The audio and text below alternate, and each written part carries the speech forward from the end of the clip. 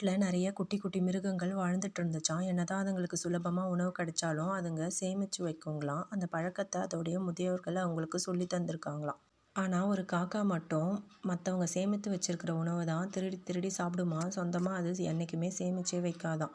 இதை தெரிஞ்ச சின்ன சின்ன மிருகங்கள் காக்கா கிட்ட இருந்து அதுங்களுடைய உணவை பாதுகாத்துக்குச்சிங்களாம். காக்காக்கு உணவே கிடைக்கலையாம். சொந்தமா எடுத்து சாப்பிட்ற காலம் வந்துச்சாம். இருந்தாலும் அந்த திருட்டு பழக்கம் அதை விட்டு போலியாம். ஒரு நாள் காக்கா முயல் கூட்டத்துக்கிட்ட போய், நீங்கள் சேர்த்து வச்சிருக்க உணவுலாம் நல்லா இருக்கா, ரொம்ப நாள் ஆயிடுச்சுன்னா வீணாயிடும், நீங்கள் வேணா என்கிட்ட கொடுங்க, நான் சாப்பிட்டு பார்த்து சொல்கிறேன்னு சொல்லிச்சான்.